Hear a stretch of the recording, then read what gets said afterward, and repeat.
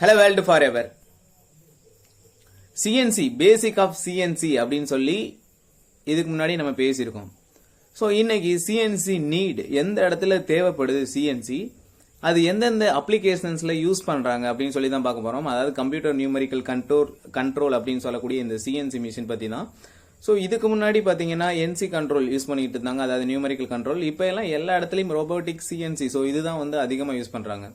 So அப்ப applications எங்கெங்க use பண்றாங்க மெயினா பாத்தீங்கன்னா ஃபுல்லா இண்டஸ்ட்ரியில பாத்தீங்கன்னா மெட்டல் கட்டிங் ப்ராசஸ், அதாவது கட் பண்றதுக்கு metal forming process, unconventional machining process இருக்கு பாத்தீங்களா, EDM electro discharge machine, laser beam machine, ultrasonic machine. So இதெல்லாம் CNC தான் மேக்ஸிமம் யூஸ் பண்றாங்க. அதுக்கடுத்து inspection and quality control process, so அங்கேயும் யூஸ் பண்றாங்க. அசம்பிளி அண்ட் டெஸ்டிங் எக்யூப்மெண்ட்ஸ் அங்கேயும் இந்த CNC யூஸ் பண்றாங்க. ஹீட் ட்ரீட்மெண்ட் ப்ராசஸ் அங்கேயும் CNC அதிகமா அப்ளிகேஷன்ஸ், நான் சொல்றது எல்லாமே அப்ளிகேஷன். ஸோ அங்க எல்லாமே யூஸ் பண்றாங்க.